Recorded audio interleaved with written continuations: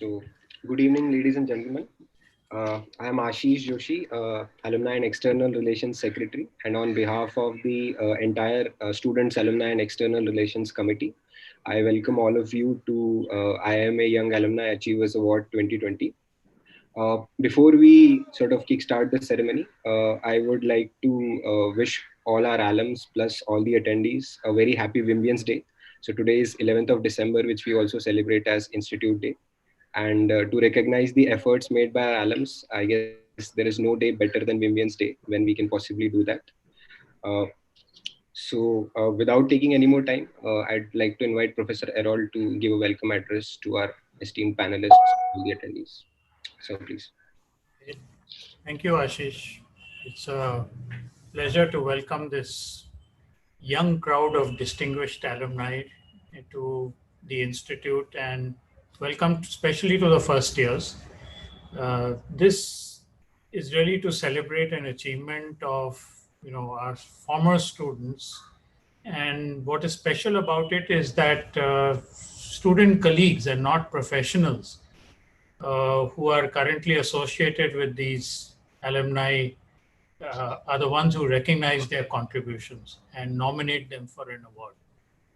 There's something very different about you as a person when you are nominated by a group which has not really worked with you or been with you in a sense. And when they do that, they're really looking at your ability to collaborate and impact larger segments of people than just those you have worked with, in the segments that you actually happen to live your work life in. So it's really a signal of excellence, signal of leadership. And I look at all the awardees who are with us today and really see highly motivated people driven by anticipation and who are not really held back by comparing some realized outcome against what could have happened. I guess if I were to take a guess on it, this group of people are really intrinsically motivated, which is more important than people who are pursuing an activity for the sake of a reward. We'll hear about their journeys, and I'm sure some of this will come out. They have been awarded in 3 categories: in corporate leadership, entrepreneurship, and public service. And I look forward to what they're going to share with us, the pleasures of their achievements, of all the processes they went through, those goals which they could not achieve. What were the obstacles that they faced? It's really a celebration, of what is true of our institute. If you recollect, we always say that, the problem always exists and there are always multiple answers. And we never know when we have gone and made a decision, whether we've been right or wrong. But hopefully we have actually followed a due diligence and a process which, holds us up to some high ideal when we do so. Okay? So welcome to all of you. And I don't want to stand in between you and these fantastic individuals. I look forward to hearing them. And thank you so much for joining us, okay, all the awardees. Over to you, Ashish. Yeah, thank you, sir. Now I'd like to call Professor Basant to give a welcome address to our panelists today. So please. Thank you very much, Ashish. And my congratulations to all of you for this award. It's a pleasure. Many of you I know personally, and I know you have achieved a lot, and I'm quite sure that you will continue to do much, much more than what you have done so far. The awards have come a long way. I mean, we receive a large number of nominations every year now. And what surprises me every year is the range of things that our alumni do. And despite the fact that I've been part of it for some years now, every year I get some surprise or the other. The kind of stuff you people are doing across various spaces is really, really amazing. And I've been with the institute for a long, long time, so I know there is something in IMA Mitti which changes you. It has changed me as well. So congratulations for this, and I wish that you keep growing emotionally and intellectually, and keep enjoying your work. Um, like Errol, I also look forward to hearing your story. I mean, thank you for being here.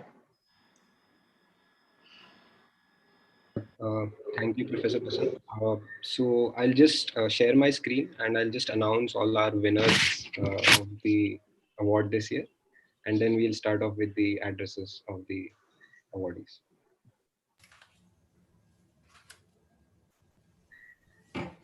Yeah, Arushi, is my screen visible? Yes. Yeah. So, like Professor Arul mentioned, for the Young Alumni Achievers Award 2020, which by the way is the sixth edition of this award, we have awarded to alums under three categories: corporate leadership, entrepreneurship, and public service. So I'll start off with corporate leadership. So we have Mr. Suraj Muraji, who is PGP 1999, currently the group CEO of Quest Corporation and former managing partner of McKinsey and Company's Philippines offices.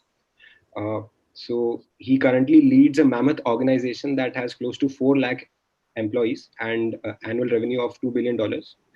And it's an absolute pleasure to have you here, sir, today. Next in the corporate leadership category is Mr. G.V. Ravishankar. He is a PGP 2004 pass out, currently managing director at Sequoia Capital. He leads the growth business at Sequoia Capital and was a gold medalist during his days at IMA. So it's quite clear that he has carried forward his excellent track record at IMA into his professional journey as well. Good to have you here, sir. Uh, Next in the corporate leadership category is Ms. Sonali Dhawan. She's a PGP 1998, currently Vice President of Feminine Hygiene for Asia, Middle East, and Africa for Procter and Gamble. So she has been awarded CMO of the Year in the year 2015 and Top Women Achievers of the Year 2017 by Asia One magazine. She's one of the foremost women leaders out there to look out for, and it's great to have you here today, ma'am. Moving on to the next category, which is entrepreneurship. We have Mr. Abhiraj Singh Bahl. He's PGP 2011. He's a co-founder and CEO of Urban Company, which is India's largest marketplace for booking reliable home services. He's a Fortune 40 under 40 for 3 consecutive years from 2017 to 2019 and was Entrepreneur of the Year 2020 awarded by NASCOM. He was also the most influential young Indians in 2017, which was awarded by GQ. So it's great to have you here, sir, today. Next in the entrepreneurship category is Mr. Siddharth Shah. He is a PGP 2012. He's a co-founder and CEO of Ascent Health and PharmEasy, which collectively is the largest digital healthcare platform in India. He's raised around $200 million worth of funding and has given a return of close to 40 to 85% to his investors. And he's also a national karting champion. So there's a sports person here as well. So it's good to have you here, Siddharth. Thank you for joining in. Next in the entrepreneurship category is Mr. Sumit Mehta. He is a PGP 1999. He is co-founder and CEO of Lead School. So Lead School is basically revolutionizing the education in this country by developing integrated learning solutions for schools. So far they have impacted over 3.2 lakh children and around 10,000 teachers across the country. And in terms of impact, probably is one of the forefront organizations in the country, at least in the education space. So it's great to have you here, sir. Moving on to our next category, which is public service. Sorry for the typo there. So we have Mr. Mohit Garg. He is a PGP 2012. He is District Police Chief of Left Wing Extremism Hub. He has been conferred with one of the rarest honors of bravery for police, which is First Bar Police Medal for Gallantry for leading various successful missions. He's overseen various community initiatives like Manwa, Pune, Bijapur, with which he's impacted over 35,000 villages across various districts to promote peace and equality. So it's great to have you here. So now I'd like to invite Mr. Suraj to address the audience today. Over to you. Over to you, Suraj. Thank you. Thank you, Ashish. Good evening, everyone. My experiences at IMA and my friendships from the Institute since have been life-shaping, and it's really an unrivaled honor to receive this award today. Thank you very much to the Institute and for recognizing me with this. I'm actually very saddened not to be at WIMWI today. I would have loved to introduce my two sons to what I think is one of the world's leading leadership factories, and of course to D4, the champion amongst DOMs. I would have also loved to have meet in person Hari Om Singh and his team of 110 Quest professionals who maintain IMA's international MDC facilities. We have about 325,000 employees, and they've all been frontline warriors in bringing India back from lockdown. And I'm grateful for everything that they've done. And if they're watching this, I really hope that just want to say thank you to them as well. I was nominated for this award actually a couple of years ago by my good friend Shankar Krishnan and Ramya Venkatraman. Clearly, I didn't make the cut then. I was therefore actually very pleasantly surprised when I received an email in April informing me that I'd been selected for the award this year. My family members were also very surprised. Professor D'Souza, none of them think I'm young anymore. And so they were absolutely shocked. But it's not youth I want to talk about today. I want to talk about the word achiever. In the period that's elapsed since April, maybe it's longer than you've had in most years, I've had a lot of time to look back at my career and think about what it means to be an achiever. Like many of us here today, I've had a privileged upbringing, born into a stable middle-class family with an amazing set of caring, college-educated parents. I am today what I am because of them. Bequeathed an English medium education, believing I could be whatever I wanted to if I just put in the work. And I wanted a lot. My mother still has this double-ruled school notebook page with a passage that I wrote when I was 6 years old about how when I grow up, I'm going to be rich, live in a castle, and own a helicopter. The Bantu people, I lived in Africa for a while, and they say it takes a village to raise a child. I think it took the whole blessed tribe and then some to raise me. I'm the product of some great institutions, the trust schools in Zambia, Bethany Bishop Cottons in Bangalore, NIT Surat, and of course, IIM Ahmedabad. There's of course that final, the great school of continuing education, marriage. Deepika is watching today. I want to say thank you. I would not be here today without your support and your shaping. But anyway, so I arrived at IIMA after the strain of institutions 21 years ago, following my double rule dreams, and honestly fancying myself as quite the rock star. Getting into IIMA was a crowning accomplishment. I was confident the world was my oyster, all such amazing things.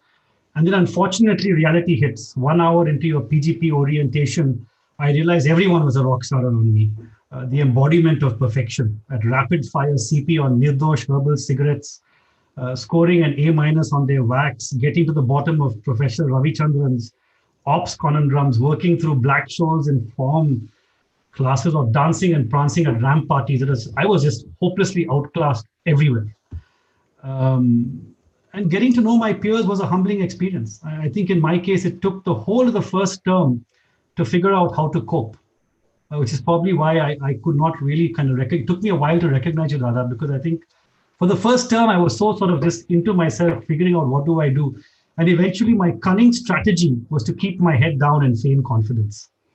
And the formula was relatively well researched. I wonder if it still works today. You find a great marketing group. You somehow get to the top 20 in CGPA, notch up a couple of leadership roles, ideally a couple of them elected. You learn how to crack case interviews. The trick, by the way, is never let them know you figured out the answer up front. Always pretend that you're thinking through it. And then the story kind of rapidly fast forwarded through a string of milestones, exchange programs, a day zero offer from McKinsey and Company. I still don't know what made them give me the offer. First project, second project, more projects, engagement manager, yet more projects, associate partner, and then somehow, mercifully, the first Indian to be elected a partner on continental Europe in Brussels in 2007. And this was sort of the ultimate achievement in a sense, election into what I still think is the world's finest partnership. With a set of colleagues I liked, clients I enjoyed, it was truly a privilege. And in a sense, the most exhilarating milestone so far, until it was suddenly not exhilarating anymore. A couple of months after my election, I think forced by habit, I started looking for the next milestone. But for the first time in my life, I think there was no obvious next milestone. And instead of feeling happy in a sense, I felt a little, maybe adrift. And maybe for the first time since I wrote that story as a 6-year-old, I had to figure out what I wanted to be when I grew up for real. And for someone who never really thought much about this stuff, I think it was starting to hurt my brain. It was a tough time. And as I look closely at the lives of professionals around me, people I admired, I tried to figure out which of them do I want to be? Whose life do I want? And I realized actually none of them. I didn't want any of their lives. Then I thought about, well, what are my happiest moments? What have I enjoyed? And I realized actually my happiest moments had nothing to do with the paychecks or the promotions, but they had to do with a feeling that I'd done something that somehow made me a force, or feel like I was a force for good, that somehow had a purpose that was deeper than just hitting another milestone. I think this is the first time in my adult life that I consciously searched for purpose, trying to understand what did feel meaningful to me without worrying maybe for the first time about how it would look to the people around me, what they would think.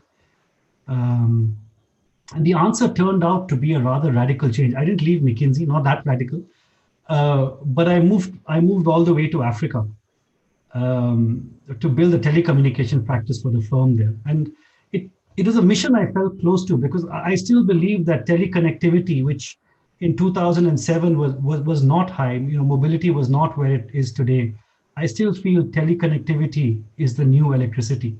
And it felt meaningful to be going to a continent to help build a practice that is driving teleconnectivity. What followed in Africa, I spent 5 years there, and they were very satisfying years. I was learning so much, seeing so much. I was traveling to different countries every day. Every day was an experience. And the goal of building a new practice that somehow felt larger than life to me, I didn't mind the travel or the hard knocks along the way. Our first son was born in Brussels. He grew up very quickly in South Africa. Our second son was born there. My wife thrived professionally. I learned photography, finally began to exercise for the first time in my life, lost a bit of weight. And along the way, professional success came too, but somehow without the usual anxiety. And that move to Africa taught me a lesson. It was a life lesson and a reflection I want to share today. There's one reflection I can share, which is, I think if you spend your energy in pursuit of something that feels purposeful to you, every day feels like an achievement, regardless of the outcome, regardless of whether you've hit a milestone. It's a lesson I've deployed more and more in my life with more and more confidence.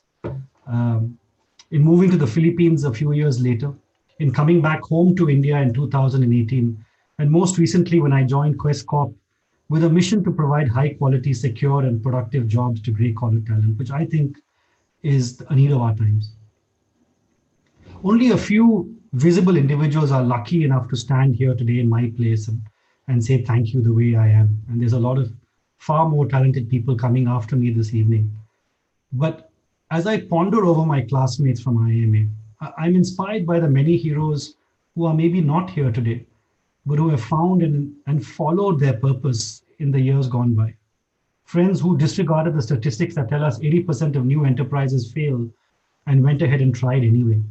Explorers who moved to lesser continents and industries, and we still have people in our batch WhatsApp group messaging us from Nigeria and Oman and wherever, talking about their accomplishments, wandering off the beaten track in just search of new experiences.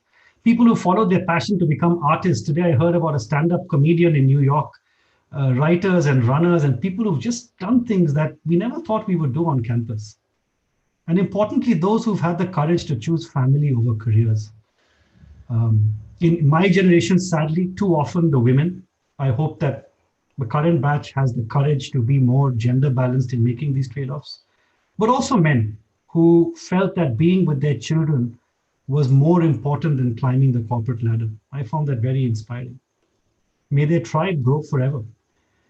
We stand today, you, us, at a very exciting time in history. The 21st century, I think, has lost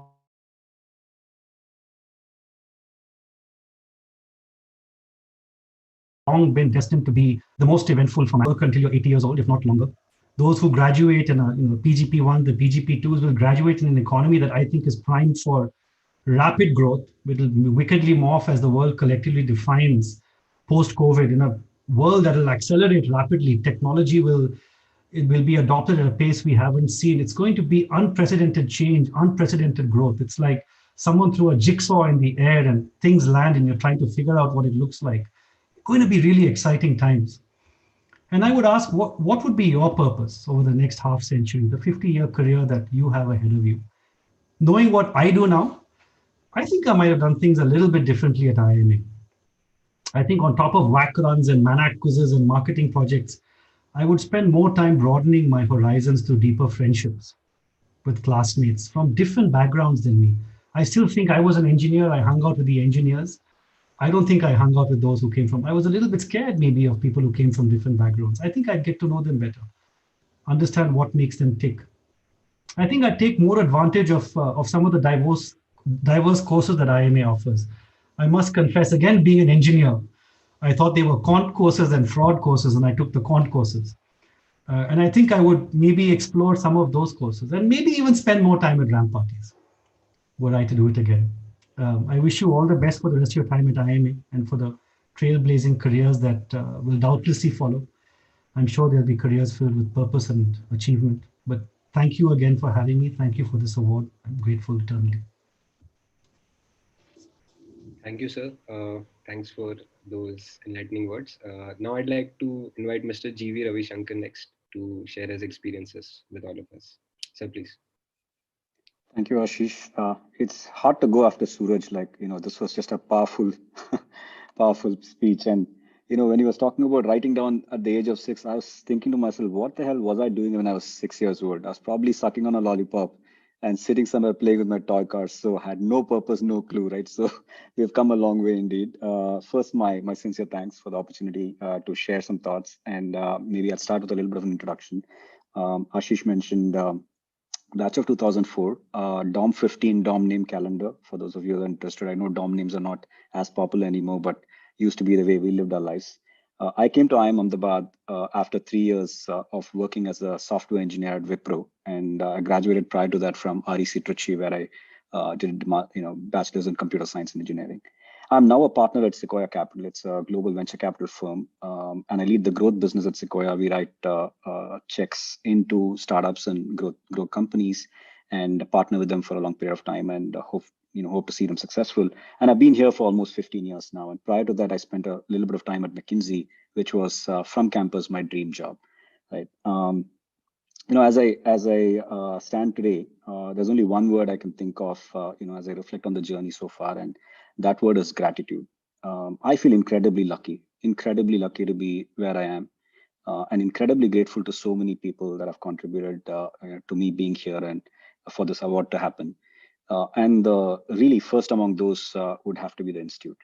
And, the transition from being an engineer to getting on a path that has brought me here would not have happened, but for what the Institute offered me. And, I came in like anybody else, like one of those many software engineers. I remember while I was at Wipro published the list of all names of their employees once in the national newspaper, and there are 12,000 of them. And I was, very proud to see my name as one of the 12,000 people. But then you come to a place like IIM Ahmedabad, and you're one of many people that kind of really doesn't matter. And of course, the Institute has a way, very much in the first few days, to put you in your place and kind of teach you, that you have a long way to go. So I hope some of the students today get to experience those that we experience incredible times. But again, I want to start with a big thank you to the Institute for the recognition. It means a lot. It means a lot to be recognized by alma mater. And, I think of myself still kind of in the beginning of a very long journey. And it's great to have a pat in the back for that to happen.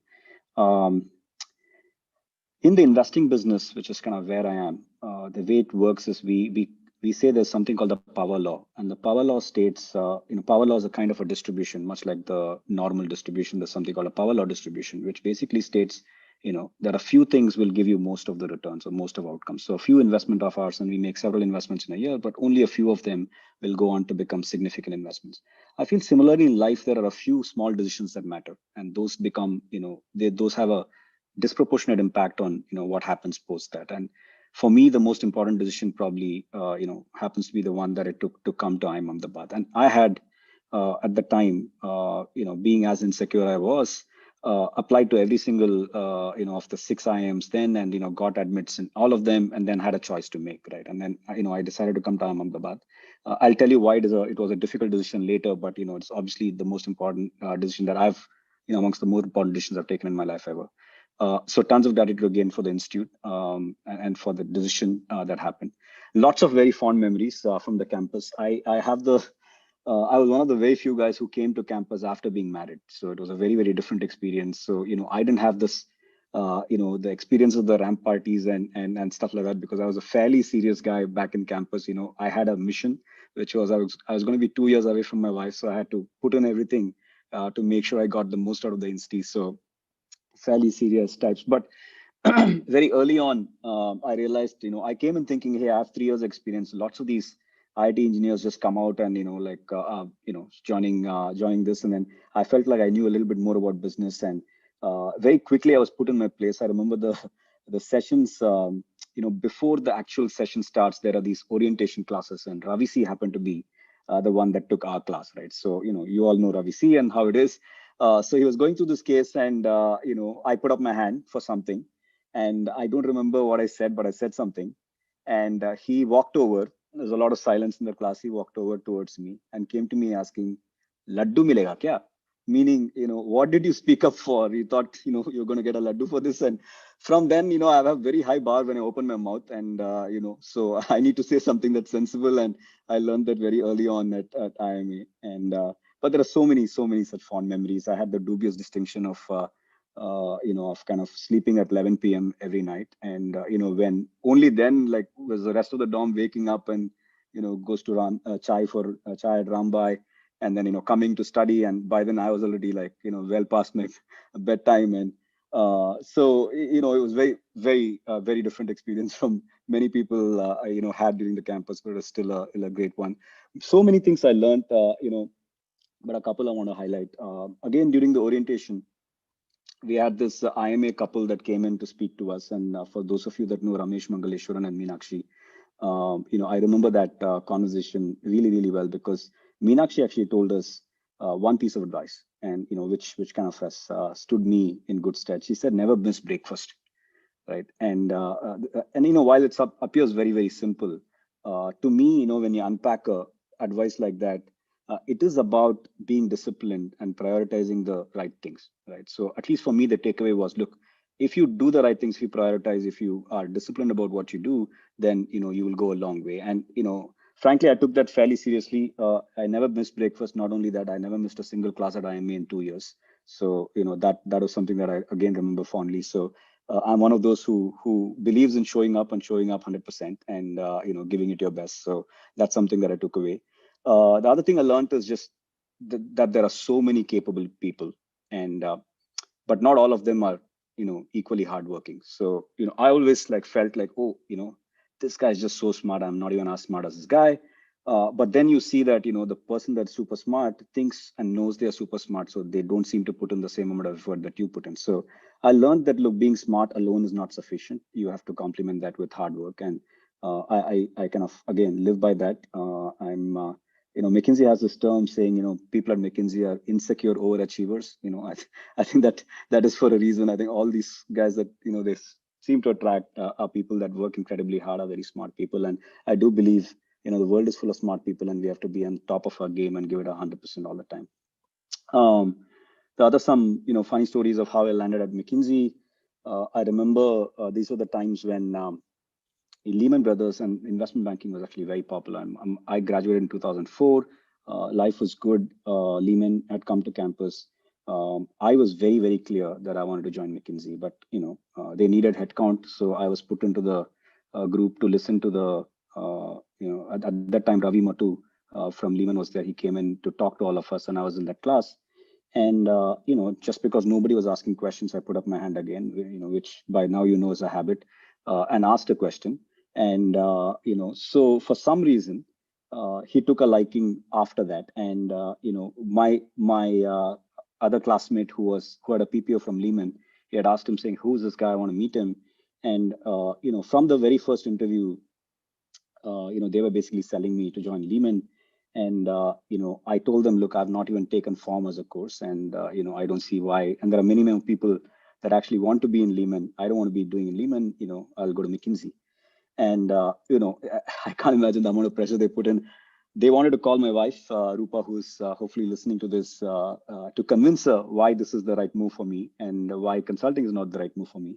And so we had a day zero, which was split over 2 days. And they took my file with all my certificates and said, you come tomorrow and accept the offer. Only then, will we give you the file back. And on the second day, all through the first half, until I knew McKinsey outcome, I was hiding in the canteen because, otherwise there was no way they would have let go of me. And I joined McKinsey. The end of the story is I joined McKinsey. But, in life, things are funny, right? So in 2 years, I realized that this is really not what I wanted to do the long term, right? And then there came an opportunity to join a firm which was in the investing business. It was 2006 early, and it was super early days for venture capital in India. Not many people had heard about it. Very few people knew what they do. But I tended to go speak to them because I woke up at McKinsey someday and felt like I was not having enough fun. So I decided I need to move on, and I went met those guys, and they told me what they do. And it reminded me of my breakfast in campus. I had this friend of mine. The two of us would meet for breakfast early.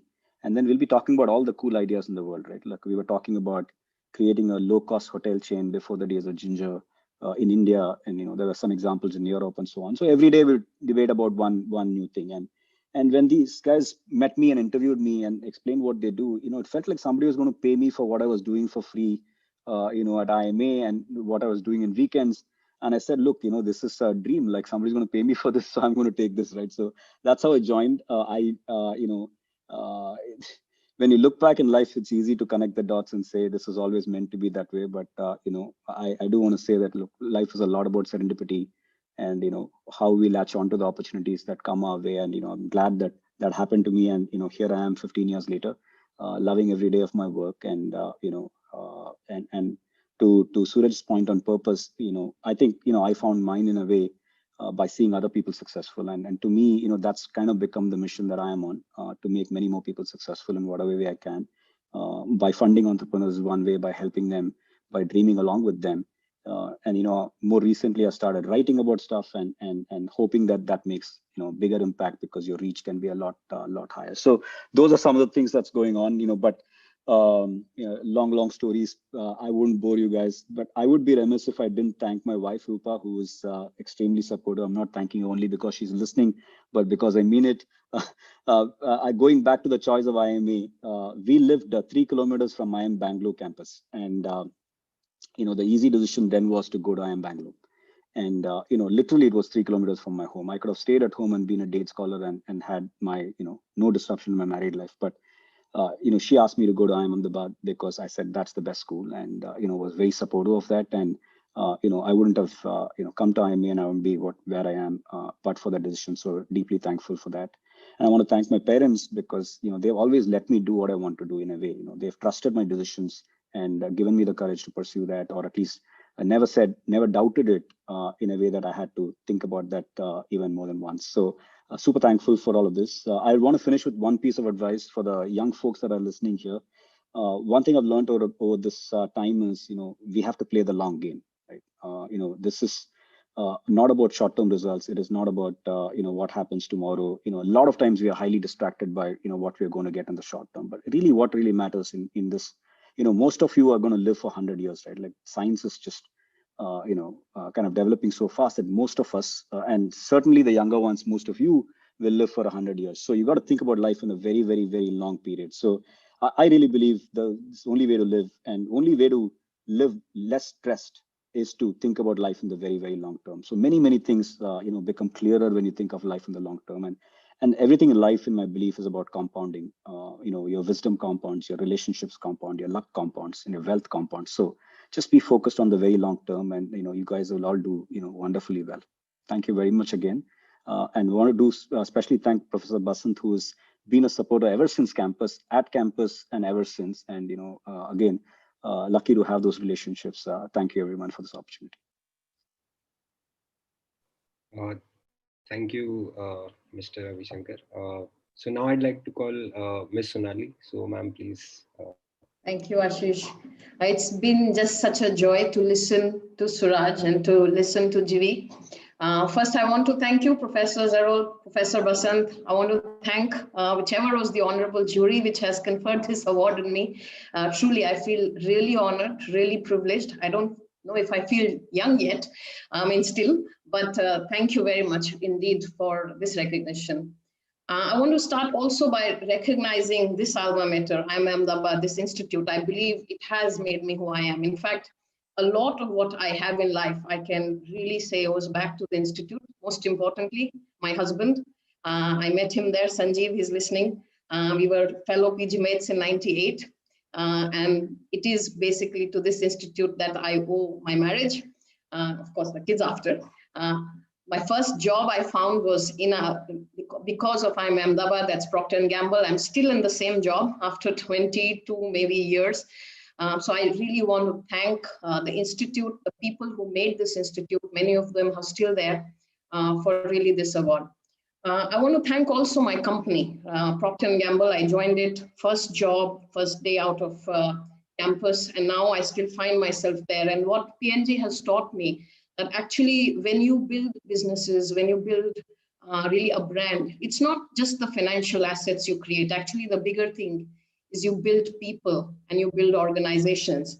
And actually, you can make a bigger difference. P&G has taught me that building an organization, building a brand, the company can actually become a force for good and a force for good, for growth. Many years later, as I reflect many campaigns, whether it be Share the Load that was created by Ariel, whether it be the Keeping Girls in School program that now Always and Whisper run around the world, companies and organizations and brands have almost a duty to then become a force for good and a force for growth. And I want to thank P&G because it has given me that opportunity over all these years to make a bigger difference to the world and to the organization.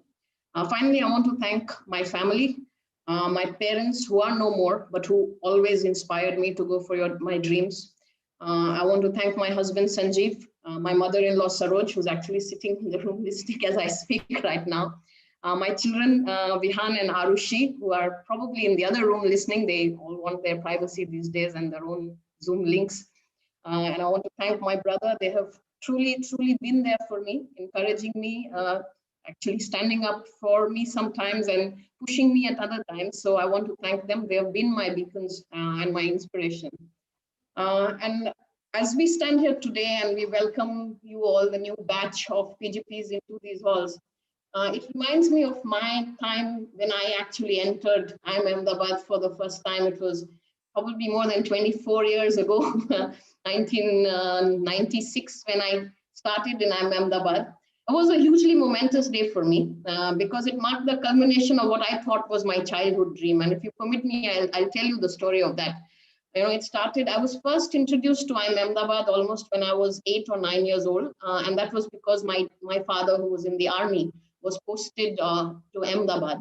And I used to live right behind the institute in a colony called Ambavadi. And I had a couple of neighbors, an elderly couple. It was Chinubhai Amin and his wife, Kalpana Ben Amin. They were my neighbors. They used to stay alone and they would often have me over, and Kalpana Ben would feed me farsan. And I used to love going to their home, not just for the snacks, because I used to peel off the stamps from their letters that their daughter used to write to them.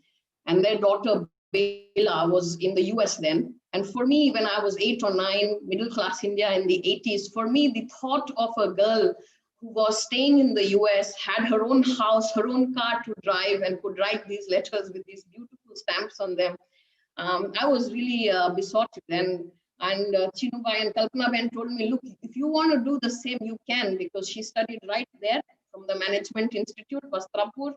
And if you manage to go there, then maybe you can as well. And this must have stayed with me because, the other day as I was going through my stuff, I saw this diary, and I'm going to show you this diary. It's a 1988 diary, right? And I filled it up in, I think, 91. And this is what I filled up here. It's a slang book. I don't know, you guys know you don't have concepts of slang books, I think. And it says here, what is your dream? And I wrote, my dream is here, to go to the IIM, do my business management and pursue it as a career, right? 1991, 10th grade. This must have stayed with me. So I saw it today. I was showing it to my daughter.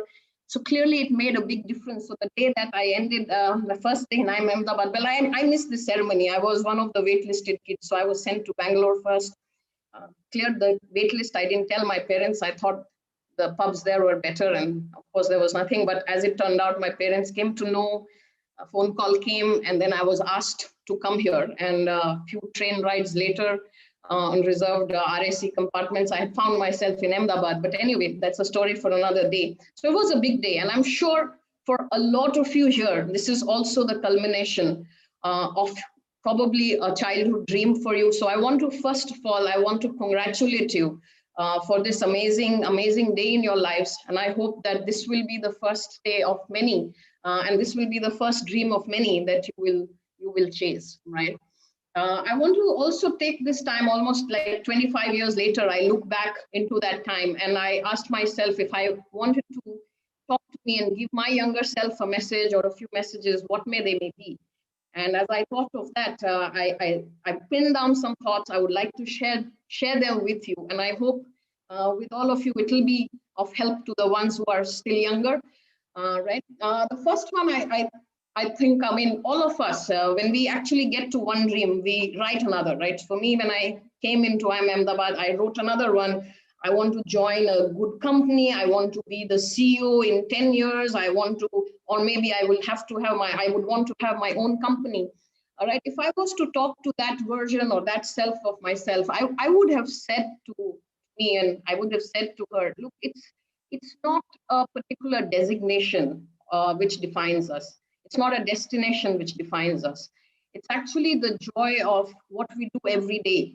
The things that inspire us and the people that we can inspire, that is what defines us. This whole process of basically finding what inspires you, which gives you purpose.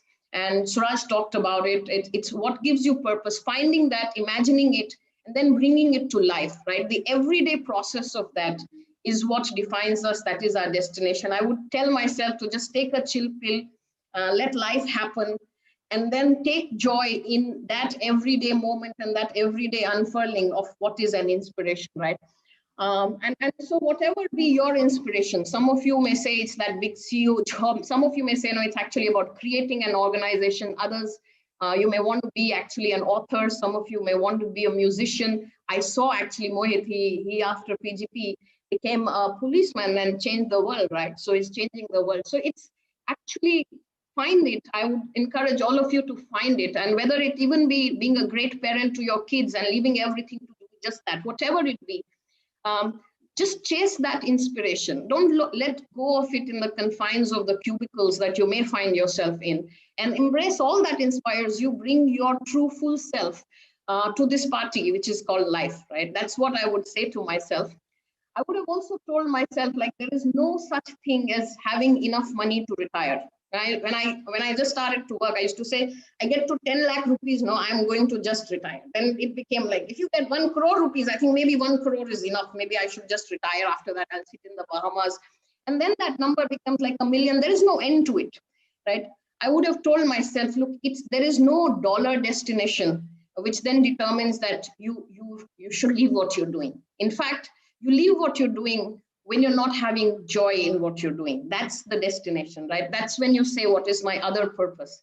Until the time you're having fun, you are chasing that what inspires you, you continue to do that and just set the bar higher on that, and set the bar higher on what more you can change, what more difference you can make. But this whole concept, and I know a few of you would also be sitting, अच्छा ये venture cap करता है सिक्वा capital में, इसके कितने बने होंगे, अब तक ये क्यों कर रहा है, मैं काम क्यों कर रहा है जीवी, right? So that there's no real thing to that.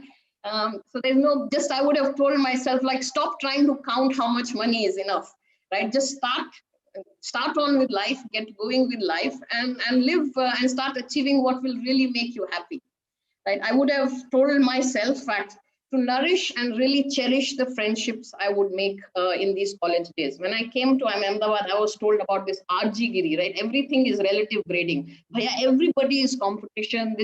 This normalized curve is going to get fit to you. And obviously, like all of the others who talked about, it freaked me out, right? I was non-engineer, right? Non-whatever math student, some commerce graduate came in and, right?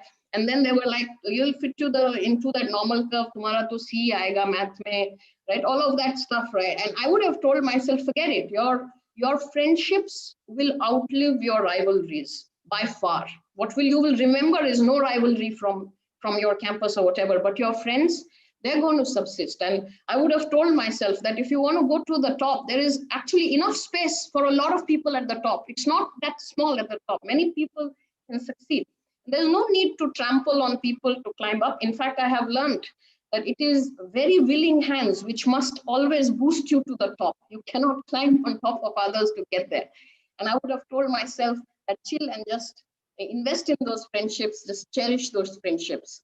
And I would have told myself, my younger self, to spend a lot more time with my parents. You know, when that break comes for you, that Diwali break or whatever break, you find yourself weighing whether you should go for this Mount Abu vacation where you can drink, or Goa even better, or should I go home for Diwali, right? I would ask my younger self to go home for Diwali, choose that.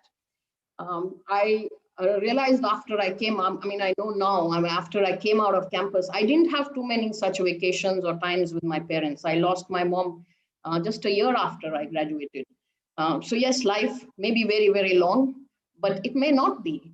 And it may not be for you, and it may not be for your family or your parents. So just take the time that you can and give back as much to your family, to your parents, give as much time that you can, so that you do not have any regrets later on. I still sometimes think I should not have taken those trips where I did, and probably just spent more time at home, right, with my mom.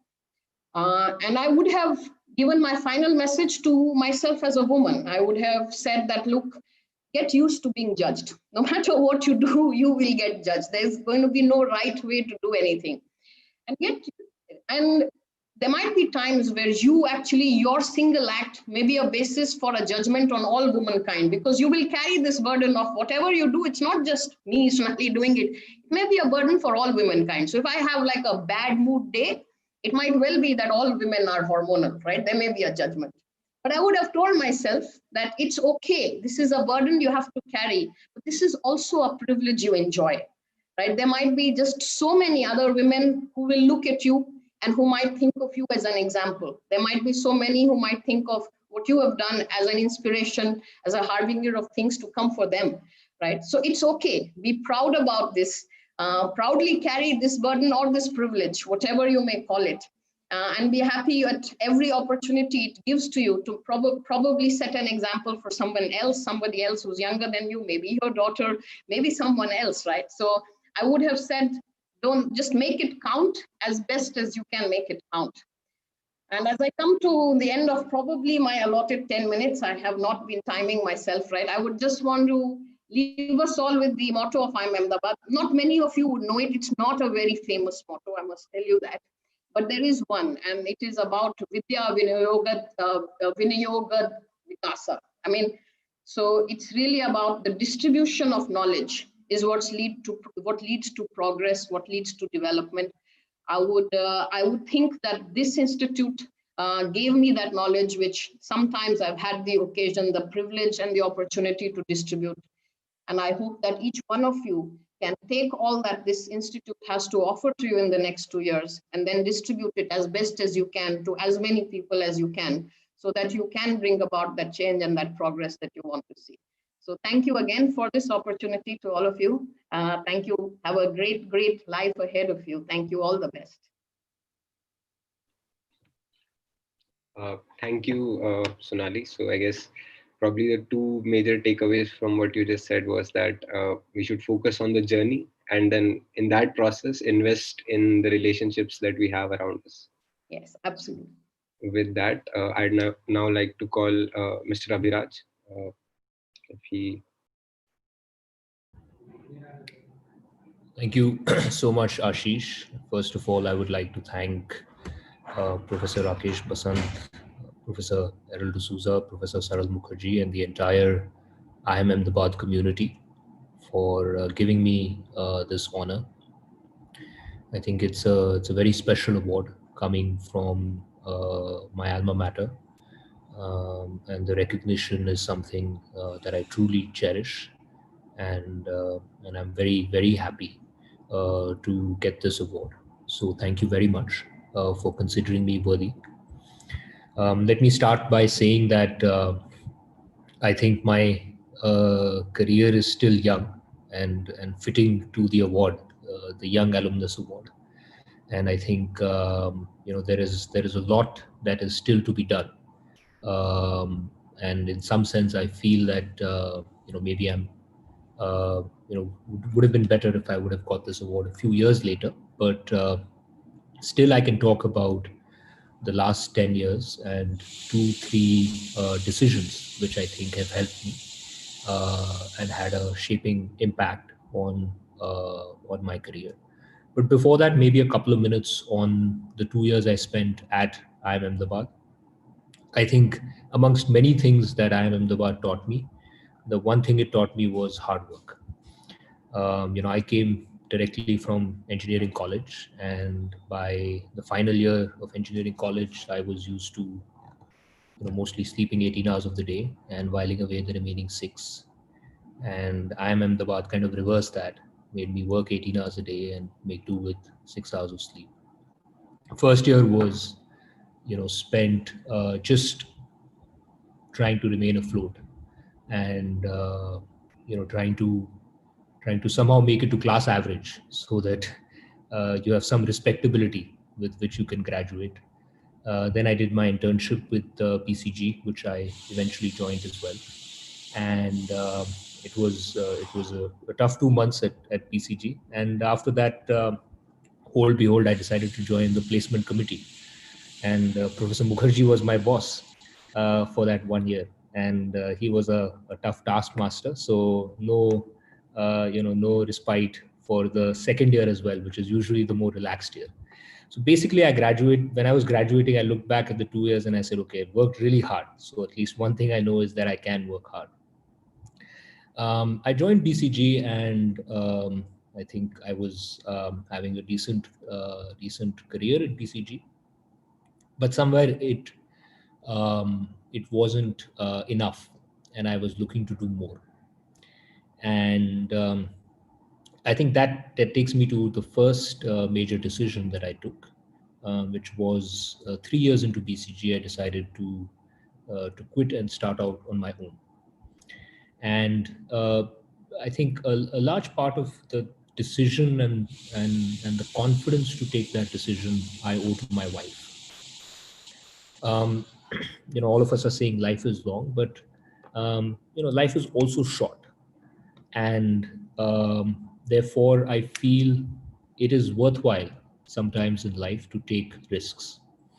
And I remember grappling with the decision to quit or not to quit for some time. And I spoke to my wife. She was going to be my wife. She was my fiancée at the time. I said, look, this is what I'm thinking. And if I go down this path, there may not be a stable income for a while. There may not be, enough money, etc. And we may have to live, a relatively simple lifestyle for some time. And I remember she said, look, I think you must do this. I think you must take this risk. I think you have it in you. And don't worry about money for as long as I can, like I will manage the household. And I think that was a huge, I basically couldn't have done it if she wouldn't have said that. So, her confidence in me and her ability to say, I am holding fort while you go and take that risk made all the difference. And this is, I would say, one thing that I would definitely want the viewers to take away, which is, not all the time, but in life, twice or thrice, it's worthwhile to take very big risks and see how things turn out. And I'm glad that I could take that risk and I could take that plunge. The next is really, once I took the risk, I defaulted to starting up with an engineering batchmate of mine who I truly respected, and he was a great friend. And then we got on to building literally the first idea that came to our minds. It was a very different company from Urban Company. And a few months into building, that company, we realized that it wasn't going to be a very large outcome. We realized that it was at best going to be a lifestyle business, which might make us a decent amount of money, but it wasn't going to be the large, impactful, at least we were imagining, world-changing company. And that's what we used to say to ourselves. That's what we still say to ourselves. And I think it's also important to say that. So it wasn't going to be that. And I think the decision to shut that company and then again go wandering and looking, I think is a decision I owe to my co-founder Varun. And I remember, one night we were sitting together over a couple of drinks, and I told him, "Look, man, this is not going as per plan." And he said something very interesting. He said, "We are anyways going to give the next many years of our life into working very hard, into giving it our all, and why not then just shut this down and try to play in an arena that is much larger." And years later, I read Stephen Schwarzman's autobiography, where he actually says the arena is sometimes as important as the act in the arena.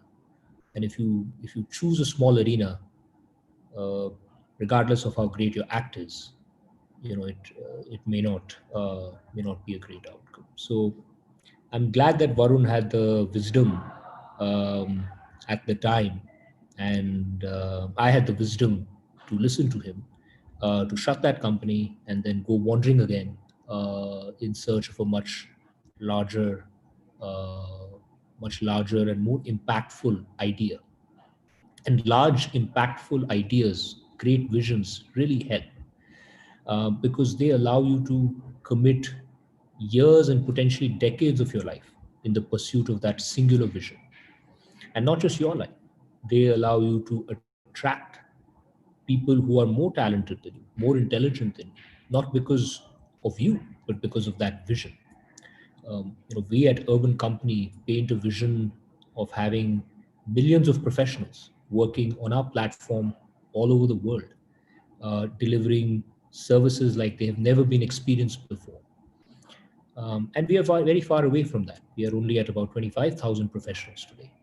But we believe that we will get there one day. And that is the vision that makes me and also another 1,200 full-time employees at Urban Company run to office every day. So the power of a large vision, the power of a large arena is something I owe, at least the realization of that to Varun. The third, I think, I would like to thank Professor Mukherjee here. Professor Mukherjee has been not just a guide on campus, he has been a guide pretty much throughout thereafter. And from time to time, I have gone to him for counsel, and it shows the influence and the power of IIM Ahmedabad in shaping one's trajectory far beyond, once you graduate from the campus. So I remember this very interesting conversation I had with him in 2017, about 3 years into building Urban Company. And we had two large business units in the company at the time, one of which we have since shut down. And the whole conversation was, without getting into the details, around saying that, these are two business units. They're very differently run. They have different characteristics. How should we scale both? And Professor Mukherjee studied and listened very intently, and then eventually concluded, similar to one of his case studies, that one of the business units was a cheetah and the other was an elephant. And for some of you listening now, you will come across that case much later. And he said that it's the writing is on the wall. You have to shut this one business unit and focus all your energies on the other. And as an entrepreneur, when you have 50% of your revenues coming from something, it's not so easy to take that call immediately. But so I said, okay, I'll think about it, etc., etc. But he kept following up with me every few months, saying, what's the status? Have you shut it down? Have you shut it down? And a year later, we actually took the decision to shut it down. And Professor Mukherjee has now written a case study about it, on that whole journey of decision making. And I owe it to him to help me make that decision, which brings me to the third learning, which is, it's always important to be willing to relearn, to be willing to learn, question, and not shy away from even breaking things, and resuming back to the original level. I think if we get too caught up with what we have already built, we can sometimes not rebuild, and we can sometimes not build better and bigger. So that, I think, is a learning I definitely owe to Professor Mukherjee. The very simplistic manner with which he said, just shut the business down, was something I will always remember.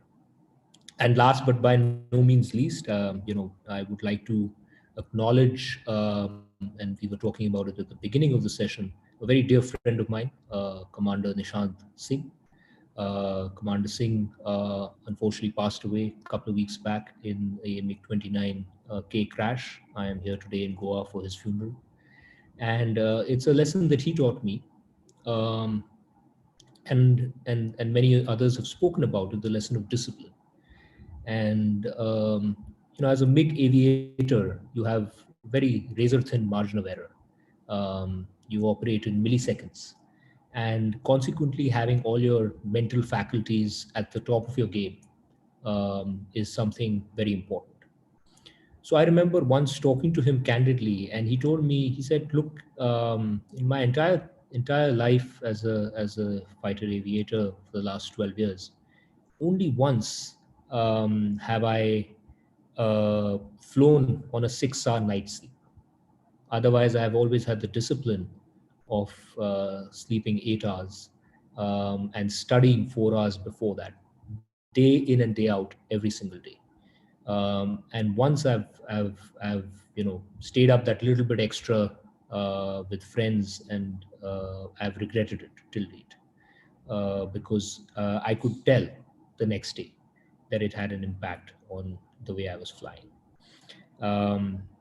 And Commander Singh was 35, and he was an artist student of the profession. He would study every day till date for 4 to 5 hours, all his missions the next day. He would be very disciplined about his food, his sleep. He would drink a couple of glasses of carrot juice every day just to keep the eyesight going, because he loved doing what he did. And that taught me the power of discipline, and the power of discipline every single day. And as GV mentioned, the compounding adds up. So it starts to deliver results in the medium to long term. And actually, raw intelligence and sharps is dwarfed very quickly by the power of discipline and perseverance. So those are my few learnings over the last 10 years. Again, I would like to say that it's still very early in my career, and I hope that over the next 10 years, I can build, along with many others, the company that we are building into a very large organization, and a globally impactful organization, which I, Ahmedabad, can be proud of. And I once again thank the institution for considering me worthy of this accolade. Thank you. Thank you, Abhiraj. So I guess takeaway from maybe your words would be that one must be willing to take risks, even big ones in life, and then also be prepared to maybe sometimes start from scratch, uh, restart from scratch. In fact, be bold enough to do that. With this, now I'd like to call Mr. Siddharth to address the audience. So over to you, Siddharth. So first of all, a big thanks to the institute for bestowing this honor upon me.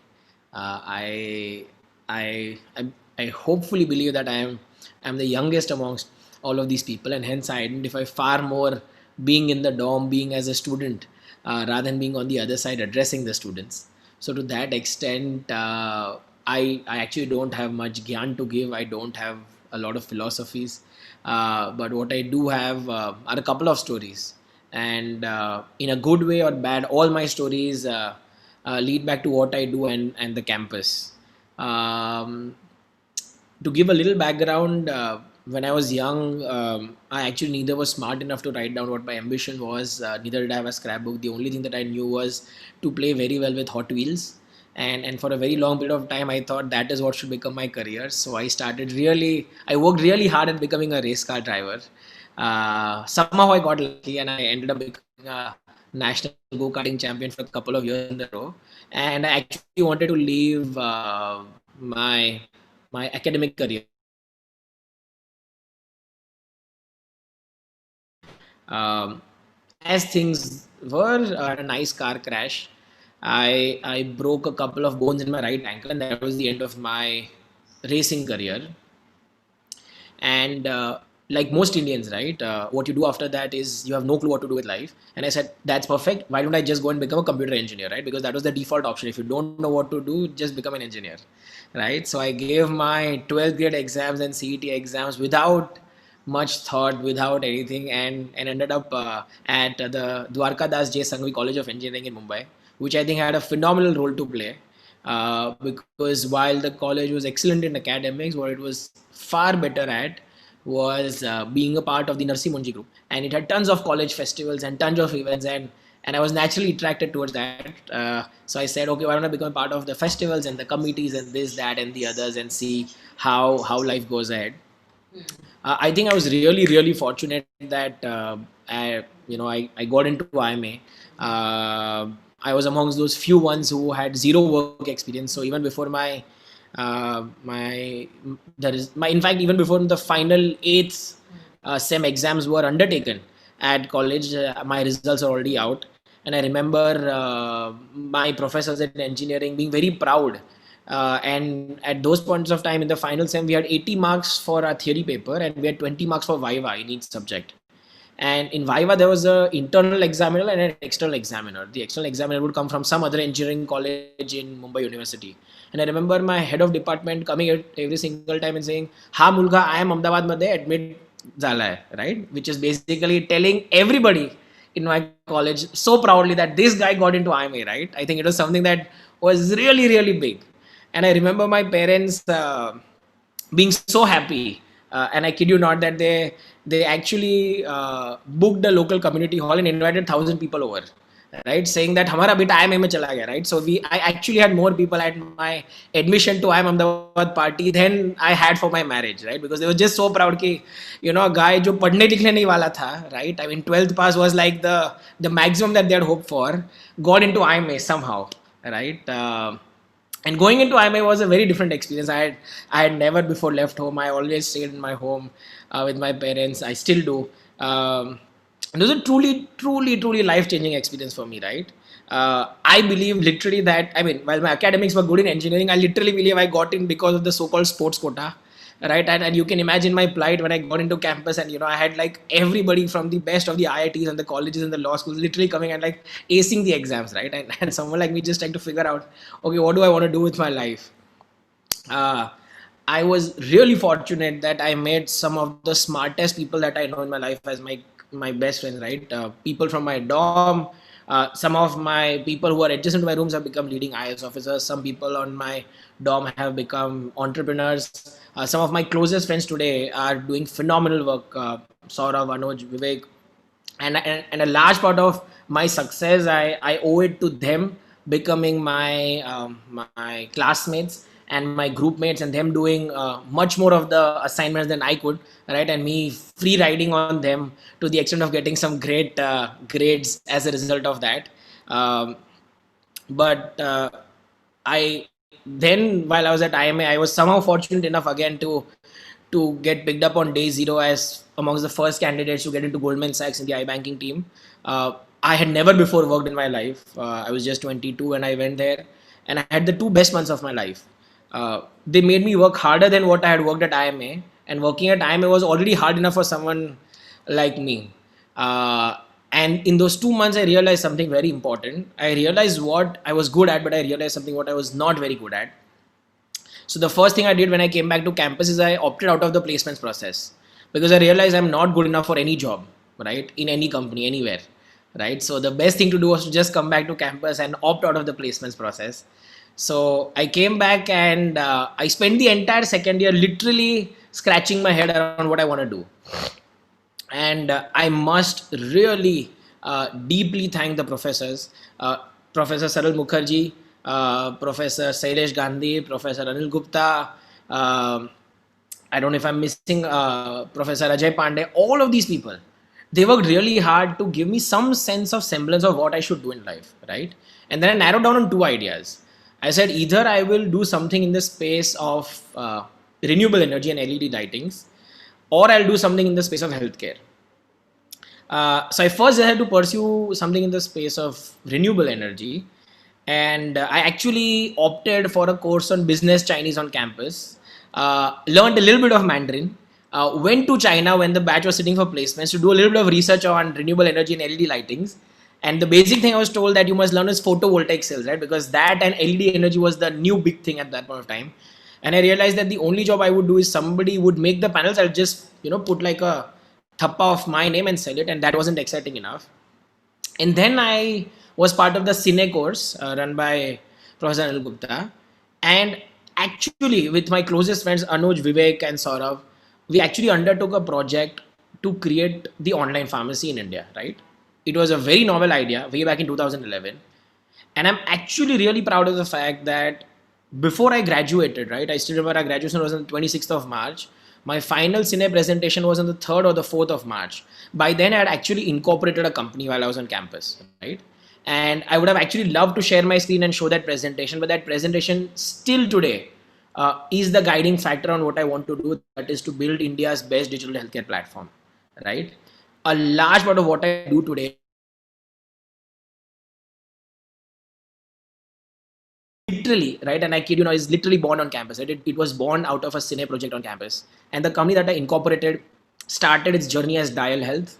Dial Health was the school sounding phone number, which had 4000, 5000 as a phone number, all thanks to the genius and ingenuity of my very close friend and co-founder, Hardik Dedia, who I cannot thank enough for literally chatting with me sometime in the first week of May. And he is way smarter than I am, my close friend from engineering, went to CMU, did his master's, dream job at NetApp, spoke to me for an hour, and actually literally sent a resignation to the founder of NetApp, and then informed his parents that he's going to come back to India to start a company. Came back to India on the 26th of June 2012. We started Dial Health with the dream of starting India's first online pharmacy. Those were the days where Just Dial was in its heyday, so we just decided that okay, we'll get a cool sounding phone number. So they had 10 times 8, and we had 4000, 5000, and we had Dial Health as a website, and people could come and place orders for medicines. We very soon realized that the project was going nowhere. Fortunately or unfortunately, my father mortgaged our house and mortgaged the hospital that he was running to put money in my venture because nobody else would. And so did Hardik's father. He mortgaged his grandfather's house and put some money. And unfortunately, we had a very, very short leash in terms of making failures, right? Because we could not pursue vanity metrics like like profitability, right? Because father would ask every dhanda kitna hua? How much money did you earn? Very soon we realized that wasn't working, but what we needed to do was to go deeper in the supply chain. So we shut down dialhealth.com and went ahead to an even larger mistake, which is opening up Dial Health as a chain of retail stores in the city of Mumbai. And we soon realized that opening up a chain of retail stores still isn't going to cut it, because problem lay far more in the supply chain, right? You have several 100,000 SKUs in the market, but a small retail store can only store so many. And the problem of availability, authenticity, and affordability would still exist. So we shut down Dial Health retail stores and started instead a distribution business by the name of Ascent Health. This was a year and a half after starting dialhealth.com, and almost 80% through burning our respective father's money. By then, our third co-founder Harsh had joined us and gambled some more of his father's money also. And we all came from middle class families where our families could only afford so much. And starting of 2014, which is when we were doing good, we were pleasantly surprised, right? That we had three very leading partners wanting to partner us, right? The most we were amongst them being Sequoia, the second being the team from 8 Roads, which is the proprietary investment arm of Fidelity, and the third being Goldman Sachs. For good or bad, and just for the fact that I had worked earlier with the team at Goldman Sachs, I was foolish enough to decline an offer to partner Sequoia and Fidelity, something that I regret till this day. I would have had the great opportunity of working with GV and his team. Unfortunately for us, and for various reasons, the deal with Goldman did not materialize. And now we were not just 100% in debt, but by then we had even taken on some institutional debt from banks. So 100% of what we owned was mortgaged, and we had some more debt taken on from the banks to try and see if the business would thrive or survive. And then in March of 2015, my very close friend from school, Dharmil, and my very close friend from junior college days, Dhaval, decided to partner up, and we relaunched Dial Health as Pharmacy, right? And then we had two businesses. We had a B2B business, Ascent Health, and we had a B2C business, Pharmacy. And when we were doing this, mind us, there are 5 middle-class boys all growing up in the same locality of Ghatkopar, that same zip code, all staying in a 500-meter vicinity, who've all indebted their fathers and some more to make this thing a reality. But we somewhere in our heart knew that what we were trying to do, right, to take back Abhiraj's point, we were playing in a massive arena. And by the end of 2015, we were actually the 7th player, right? From being the first player who had thought of this idea, we were the 7th player executing it, right? And one player was doing it who had a history in this field for 100 years. The other player that was doing it had a family company which was worth several $1 billion in the field of pharmaceuticals. The other guy who was doing it was a CEO of a multi-$1 billion IT services company. Somebody else who was doing it was already funded by Sequoia by then.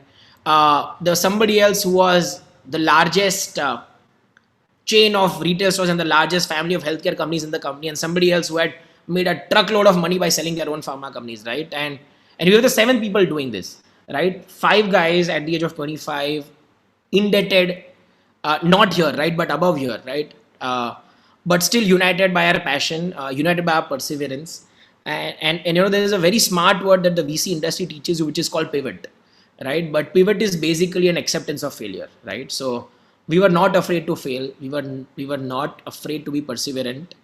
We were not afraid to trust ourselves. And I would be failing in my duty if I don't recognize the contribution of my wife and my parents, and all the parents of our co-founders, right? Who are actually larger partners, right? Who never get called co-founders, who never get the credit, who never get the awards, right? But they are the ones who actually gave us the freedom, right? Who told us, here's our money. It's okay if you don't turn, it's okay if you fail, right? But we've got your back, right? And I think for all the achievers over here, right? I think that blessing or that invisible hand of your spouse or your parents can never go away. But starting 2016, we've never looked back.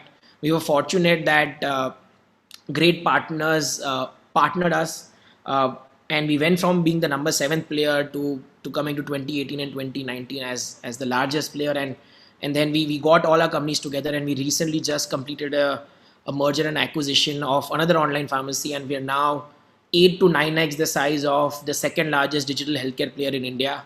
But the only thing which has remained with us through all of this, right, is the friendship that we've built, right? If you notice, we've always been guided by a heart. There is immense amount of trust. The people that I work with are all friends that I know from before. None of us were remotely as smart as the people around us.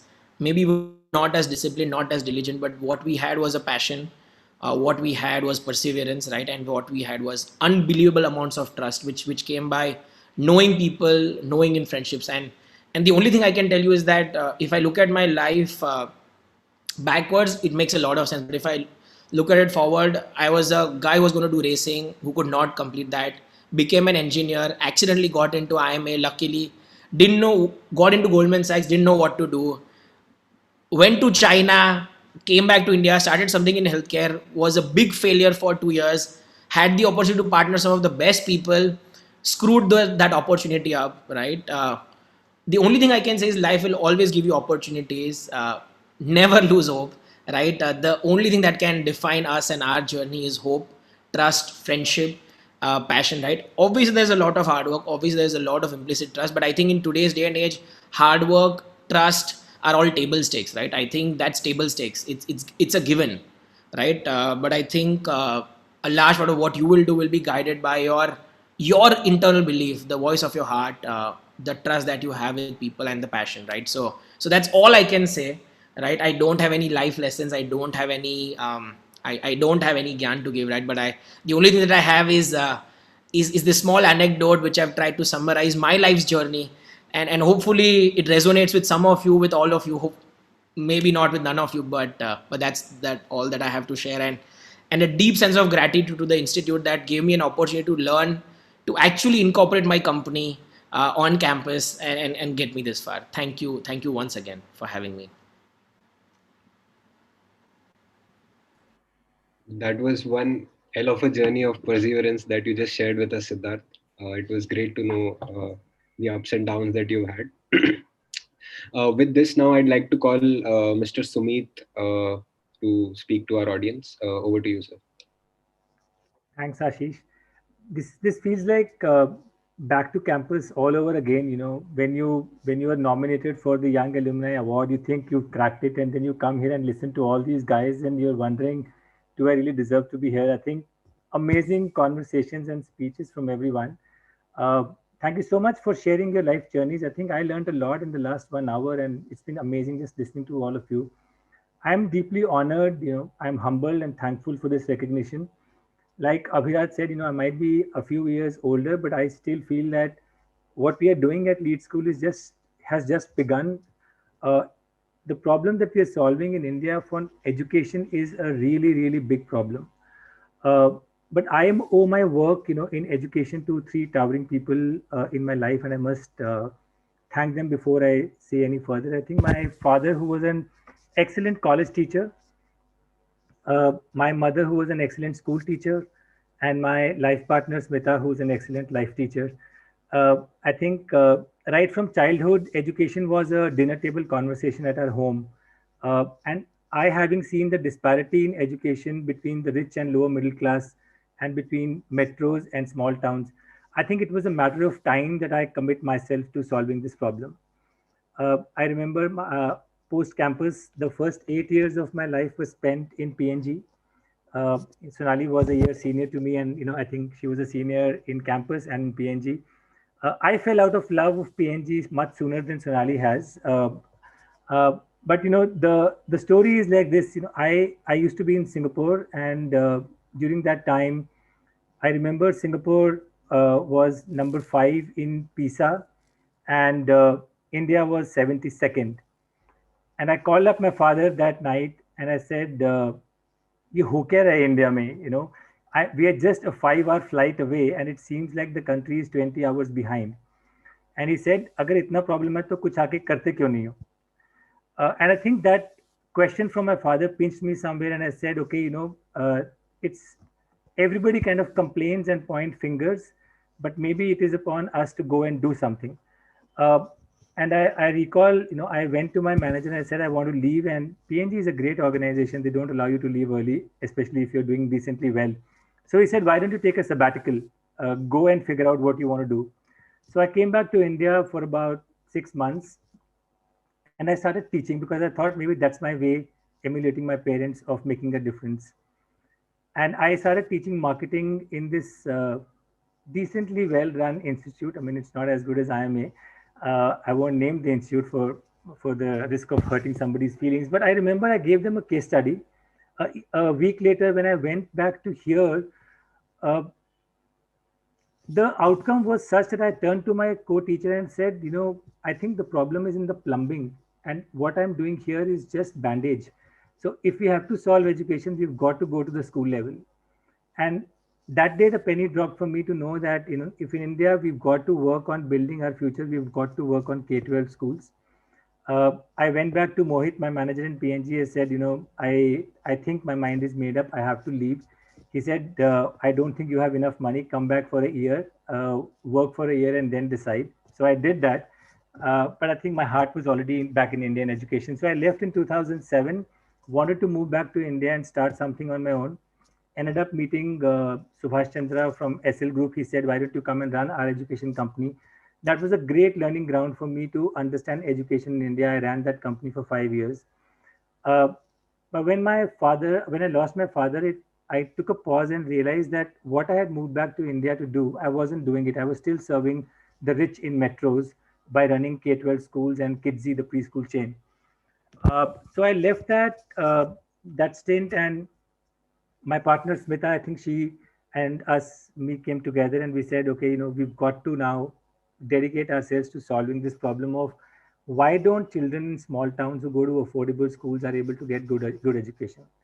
And we began our journey from starting a small school in a village in Gujarat. It's called Areri. It's about 35 kilometers from campus.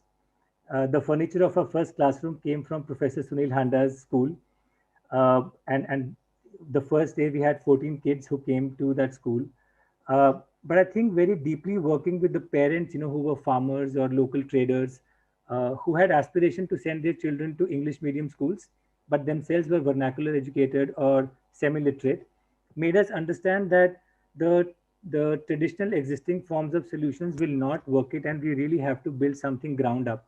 So running that one school for 3-4 years helped us build this system for affordable schools, which actually bring learning outcomes. We went from 1 to 5 schools.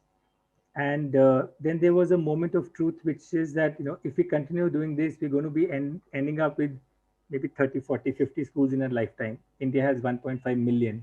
And we wanted to make a big dent in Indian education and not be happy with running 40, 50 schools. So that's when we decided to pause our own on schools and take the system that we had built to all the other affordable schools. There are about 200,000 affordable schools in India. Take that system to those schools and try to improve their learning outcomes.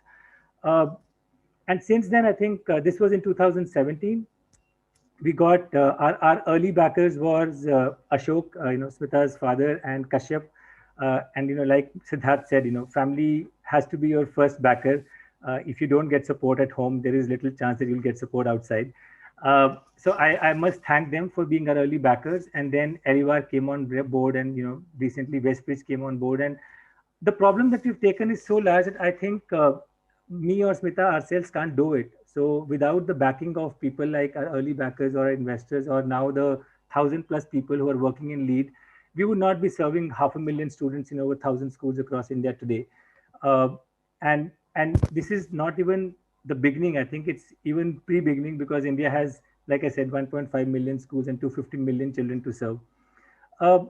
IMA has been foundational in shaping the arc of my professional life. And before I go any further, I must say thanks to people like Professor A.K. Jain, Professor Balki, Professor Indra Parikh, Professor Ravi C, Professor Basant, Rama Bijapurkar, and so many other professors. I think if I reflect back, they not only taught me how to think, but also how to be.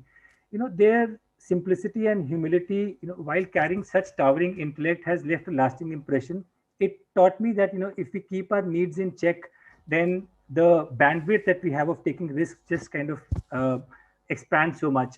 And that simplicity and humility is what I've learned from them, more than the managerial accounting or the operational management that they taught in the classroom. But my best times at IMA were on the Frisbee ground. Suraj would know I was always playing Frisbee on the ground. I was always on the ramp parties, leading combos, chaos. So far more active outside than inside the classroom. But what that helped was I made some incredible friendships on campus.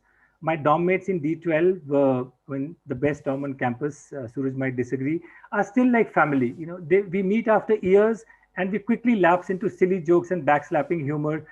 And that's like the true friendship that we enjoy. Uh, Although when I joined IMA, you know, like everyone has mentioned, I was overawed by the talent swirling around me, and initially felt out of place. But my big learning was that if I had to survive, I had to find what I was truly good at and not get really overawed by all this talent. You know, I wasn't good in quant and I wasn't good in accounting, but what I was good in was basically a making friendship and leading people in some of the things that are outside of curriculum. So I played to my strengths, and I learned that I should not be apologetic about who I am. So IMA has actually taught me self-acceptance, and I think that's been the biggest contribution of the campus to me, and I'm really grateful for teaching me that. To my fellow award winners, as I was listening to your stories, I must tell you, I'm truly honored and humbled to be sharing the stage with you guys. Suraj and Sonali are good friends, and I have deep admiration for their achievements. But listening to GV, Siddharth, and Abhiraj, uh, I was genuinely questioning whether I deserve my place here. And I learned so much. So congratulations to all of you. I'm really happy to be amongst you and in your company. I wanted to just end with a couple of thoughts for the incoming batch. Uh, and like Sonali was sharing, I too remember the sense of excitement I had when I joined the Institute 23 years back. And saying this makes me feel really old, but still, so be it. Now, you guys probably already know this, right? But I'll still say that now you are amongst the most privileged set of people in India, and you have the one thing that most people lack, which is the power of choice. Most people cannot choose what they want to commit their life to because they're so busy in eking out a basic decent living. But you can choose the problems you want to commit your time to. You can choose what you want to do with your career and your life. My only request is please use this choice wisely. India and the world have deep problems that require excellent minds and hands to solve them. Those problems cannot be solved by average minds and hands. And you are those people. So, and now you no longer have to choose between doing good and doing well for yourself. There are many avenues that help you achieve both. And lead school itself is an example. We've had the privilege of shifting classrooms from 25% students at grade level to 75% students at grade level in just 1 year. And while doing that, we built a company that's valued by investors, by customers, by employees. So it's no longer a choice between doing good for the world and doing good for yourself. I think you can do both. So please, my invitation to all of you is learn a lot here at IMA, both within the classroom and outside the classroom. Make a lot of deep friendships because that's who would be there with you when you are rising up the ladder and when you have your worst moments. But as you step out of the campus, do pick a problem to solve that will make the world a better place. Thank you so much for this honor, everyone, and have a great rest of the evening. This has been a true honor. Thank you so much. Thank you, Sumit. So I guess once again, the importance of friendship has been adequately stated by Sumit. So I guess that is one key takeaway: discipline, being disciplined, making friends, and maybe trying to find a problem that's worth solving. That probably is something that I'll take away. We have a question in the chat from Gurpreet. It's directed to Mr. Suraj. So he's basically asking that what are the skills that you do not find in B school graduates, and probably some things that you did not learn while you were here at IMA, and how do you suggest that the current crop of students can actually work on developing such skills? I actually saw that question and I have no clue how to answer it. I think it's so difficult to generalize and say this is what business school graduates and what business school graduates have and don't have. I was just thinking about how Sumit ended, and his time at IMA was the opposite of mine. He spoke about how he found a sense of purpose and thought about what he wanted to do and how he came out stronger. I think I spent my time at IMA trying to chase a couple of milestones and do what I did best. I think each of you just needs to figure out for yourself what you know best, what you do best, and what you want to where you want to come out. I think you'll then figure out what you have to learn. I mean, none of us will ever be perfect, except I tell my wife, except for me. But, all we can do is keep trying.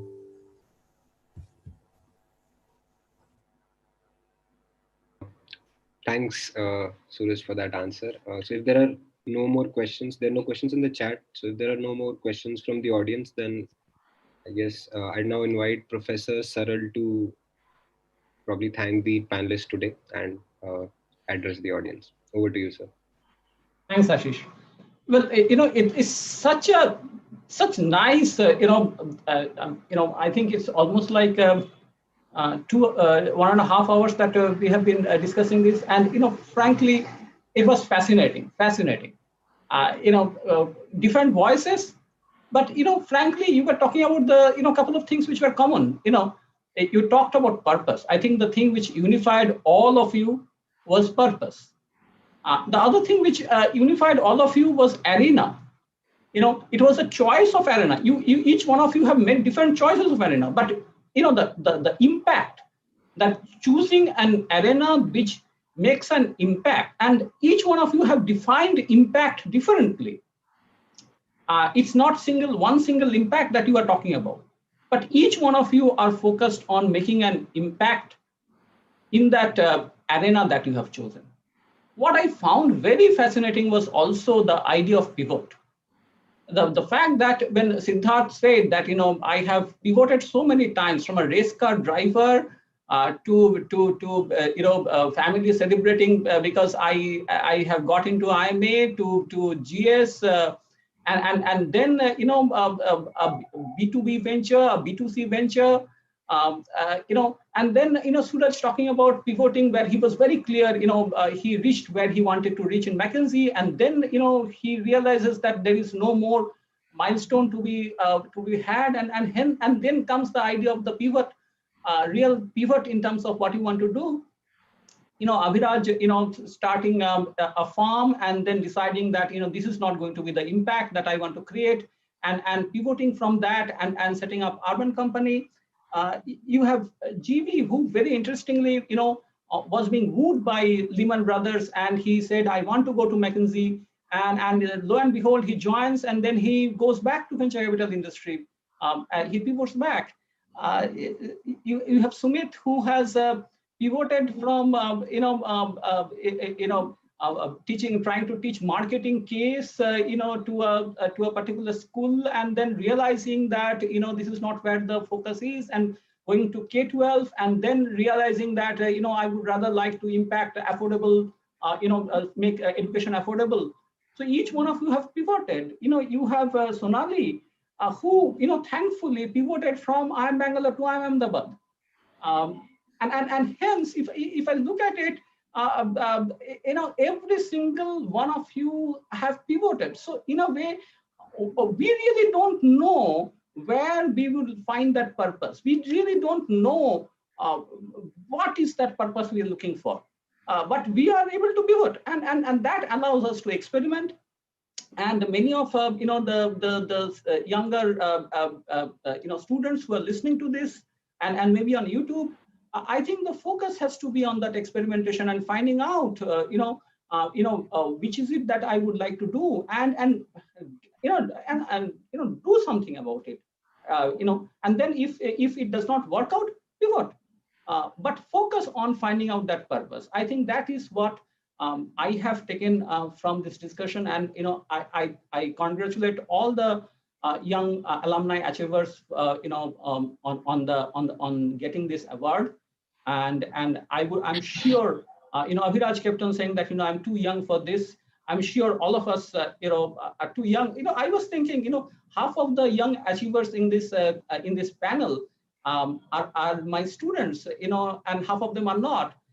In a way, I was feeling old, so I think, we all are learners, and we have to learn from what, the young achievers, the alumni achievers are telling us, which is, don't worry about the pivot, focus on the purpose. So thanks. Back to you, Ashish. Thank you, sir.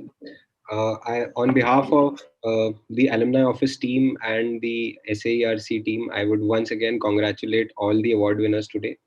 And thanks a lot, everybody, for giving the time. So with this done now, I'd like to invite Arushi to take over so that we can launch the Vimbians Cup. And hopefully that becomes a success. Over to you, Arushi.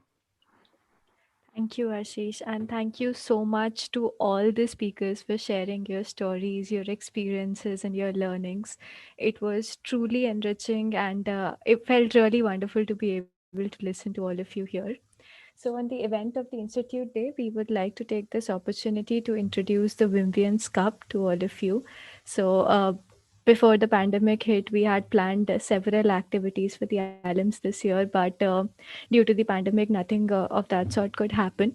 But then we thought that characteristic of the pandemic, moving everything to online, we could leverage that one thing and create something and do something online in which all the batches could participate, since we did not have the physical constraint anymore. So we present to you Wimwian's Cup, which is an inter-batch competition open for all the batches here. And you can consider it as a batch version of the tea night filled with a lot of interesting, fun-filled events by a lot of our clubs here. And probably Ashish will play the video that will give you a hint of what is in store. Yeah, I'll just share. Yeah.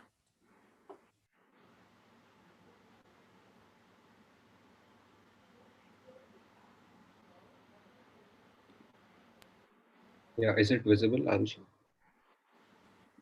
Yeah.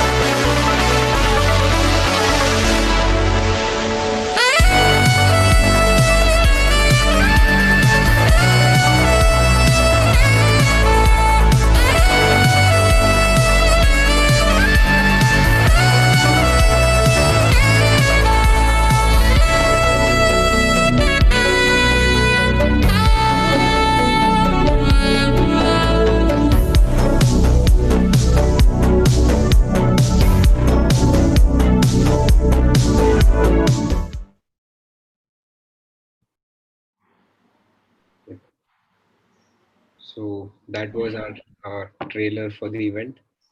Uh, so I'll just maybe walk you through the major events that we have, and I'll just share my screen once again. So the major events that we have, basically we've classified them in three buckets. First category is online sports and fitness. Then there are some submission based events, and then there are some on the spot events. Submission based events obviously would stretch for about a week. On the spot events would be over the weekends. So in sports and fitness, we have Ludo, chess, poker, and there's a fitness challenge where you'll have to post as a batch of video where you do skipping or running tasks like that. And obviously the fittest batch would get the maximum points. Then for submission based events, there's memoirs where we are requesting your photos from your time in IIM Ahmedabad or any of the alumni events or any reunions or gatherings that you've had. And there's a dancing challenge, there's a cooking challenge, then there's a movie review as well. So I hope these events would be fun, and whatever time you sort of invest in them would be worth doing actually. In the on the spot event, we have agree to disagree, where we would engage in certain discussions, then guess the faculty. I guess all of us definitely remember our faculties very fondly. So this is something that I am personally looking forward to the most. Then there's a virtual walk which we have tomorrow from 4 p.m. So it will be great if most of the alums can join in over there and get to see what's new in the campus. Then there's Pitch Please, which is the event by IMA Acts. So that is an impromptu event on the spot. There's a quiz. There are some fun games as well. So we have 20 odd events spread over the next 10 days, and hopefully we can make it a worthwhile experience for our alums to enjoy. With this, I would once again like to thank all our panelists today. They have taken time out of their schedules to be here. And a big congratulations once again on behalf of all of us here at IMA for the award that you've received. And a big thank you to Professor Rakesh Vasant, Professor Errol D'Souza, and Professor Saral Mukherjee to agree to be a part of the ceremony today. And hopefully we can probably we'll see you in the next 10 days in some of these activities. With this, I'd like to probably close it. Thank you. Thank you, everyone. And thank you, everyone. Thank you very, very, very much. It's a pleasure. Thank you. Thank you, Abhiraj. Thank you, Arushi. Thank you so much, everyone.